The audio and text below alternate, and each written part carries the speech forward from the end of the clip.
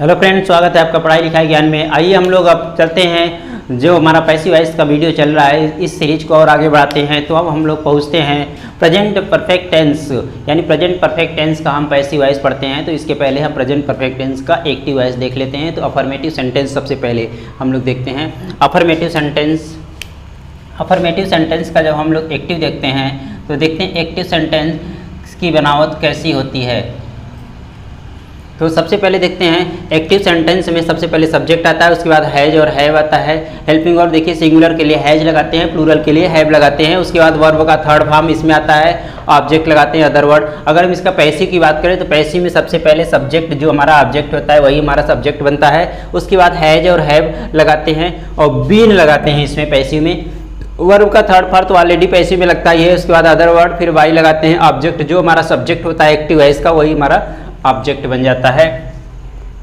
तो आइए एग्जाम्पल से समझते हैं। मेहमान लोग खाना खा चुके थे, मेहमान लोग खाना खा चुके हैं। मैंने एक सेंटेंस हिंदी में लिख दिया है ताकि ये मालूम चल सके कि प्रेजेंट परफेक्ट टेंस का जो वाक्य होता है हिंदी में उसकी बनावट कैसी होती है। तो प्रेजेंट परफेक्ट टेंस का जो वाक्य होता है हम लोगों ने पढ़ा है कि लास्ट में चुका है, चुकी है, चुके हैं, या आ है, ई है, ए है, इस तरह के सेंटेंस आते हैं। तो सबसे पहले हम देखते हैं पहचान हमारा जो है चुकी हैं, लास्ट में चुके हैं आ रहा है, इसका मतलब प्रेजेंट परफेक्ट टेंस का ये वाक्य है।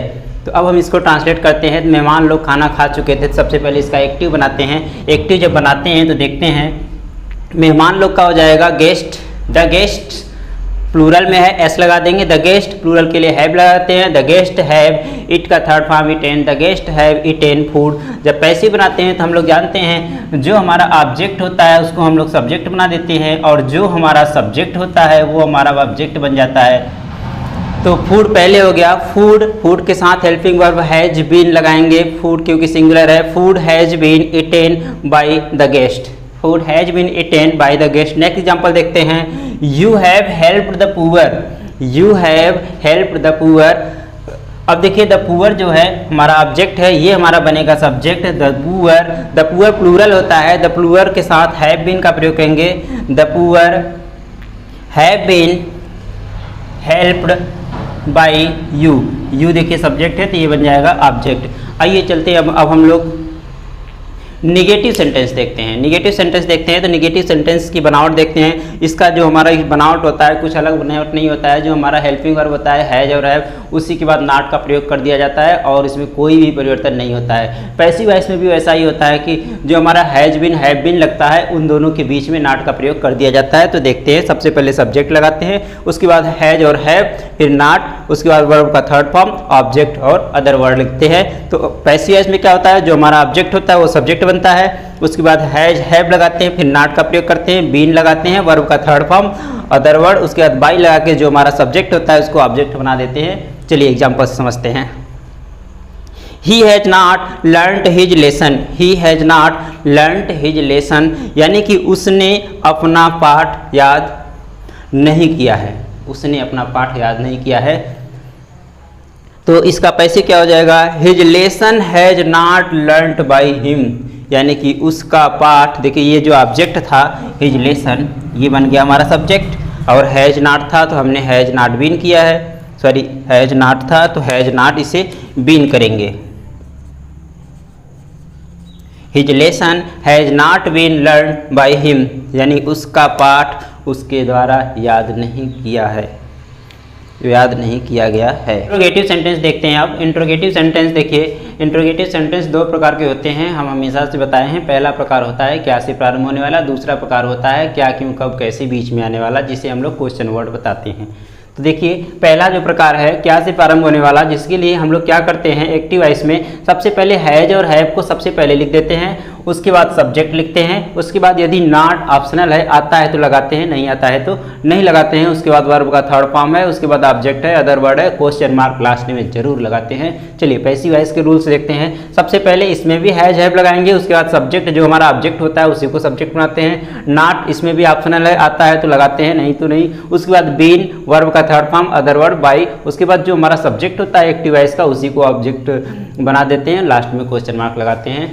चलिए दूसरा रूल देखते हैं जिसमें क्वेश्चन वर्ड बीच में आते हैं। तो सबसे पहले हम लोग क्या करते हैं, क्वेश्चन वर्ड की अंग्रेजी लिखते हैं, उसके बाद हैज और हैव लगाते हैं, उसके बाद सब्जेक्ट, उसके बाद नॉट भी ऑप्शनल है, उसके बाद वर्ब का थर्ड फॉर्म, उसके बाद object, other word plus question mark. Passive का रूल्स देखते हैं। इसमें भी सबसे पहले क्वेश्चन वर्ड्स, उसके बाद हैज हैव, सब्जेक्ट जो हमारा ऑब्जेक्ट होता है वही सब्जेक्ट बनता है, नॉट ऑप्शनल है, आता है तो लगाया जाएगा नहीं तो नहीं। उसके बाद बीन वर्ब का third form, other word by, उसके बाद जो हमारा सब्जेक्ट होता है एक्टिव वाइज का वही हमारा बनता है ऑब्जेक्ट, उसके बाद क्वेश्चन मार्क जरूर लगाते हैं। चलिए एग्जाम्पल से क्लियर करते हैं। सबसे पहला एग्जाम्पल्स है has he not plucked a mango, क्या उसने एक आम नहीं तोड़ा है। तो has he not plucked a mango, देखिए अ मैंगो ऑब्जेक्ट है हमारा, सिंगल है, ये जब सब्जेक्ट बनेगा सिंगुलर है तो इसका स्टार्टिंग हैज से हुआ है तो इसको भी हैज से ही स्टार्ट करेंगे। अगर ये प्लूरल होता तो हम हैव से स्टार्ट करते। तो क्या हो जाएगा, has a mango not been plucked, अब देखिए ही जो ऑब्जेक्ट सब्जेक्ट है ऑब्जेक्ट बनेगा तो by him, has a mango not been plucked by him. दूसरा एग्जाम्पल देखते हैं, क्या उन लोगों ने पूरा नहीं किया है। तो अब देखिए डियर वर्क जो है ये सिंगुलर है, जब हम इसको सब्जेक्ट बनाएंगे तो ये सिंगुलर है तो हैज को पहले करेंगे। तो has their work not been completed, अब दे का ऑब्जेक्ट हो जाता है them, has their work not been completed by them. Next देखते हैं, how have you written her a letter, how have you written her a letter, आपने उसे पत्र कैसे लिखा है, आपने उसे पत्र कैसे लिखा है। तो देखिए इसमें दो ऑब्जेक्ट हैं, एक हर है एक लेटर है। तो हर और अ लेटर दो ऑब्जेक्ट हैं तो हम इसको दो तरीके से पैसिव बना सकते हैं। एक बार तो हम हर को सब्जेक्ट बना देंगे, तो हर हम जानते हैं सी का ऑब्जेक्टिव फॉर्म है, जब सी का ऑब्जेक्टिव फॉर्म है तो जब सब्जेक्ट बनाएंगे तो सी हो जाएगा। तो पहला तो ये तरीका है। दूसरा है अ लेटर जो ऑब्जेक्ट है इसको हम सब्जेक्ट बनाएंगे तो इस तरीके से बना सकते हैं। तो सबसे पहले हम हर को सब्जेक्ट बनाकर बनाते हैं। तो इसमें देखिए क्वेश्चन वर्ड हाउ है तो क्वेश्चन वर्ड इसमें भी हाउ पहले हो जाएगा। उसके बाद जब हर को हम सब्जेक्ट बना रहे हैं तो उसके अनुसार सिंगुलर है तो हैज लगा दिए। हाउ हैज सी, देखिए हर सी का ऑब्जेक्ट है तो हम सी लगा देंगे सब्जेक्ट के रूप में। How has she been written a letter by you, अब देखिए जो अ लेटर था एक्स्ट्रा वाला ऑब्जेक्ट वो हमने वर्ब के बाद ही रख दिया है, उसके बाद बाय यू। नेक्स्ट है हाउ, अब हमने अ लेटर को सब्जेक्ट बना के तब बना रहे हैं। How has a letter been written here, अब देखिए हमने हर को ठीक क्रिया के बाद ही रख दिया है by you. How has a letter been written her by you.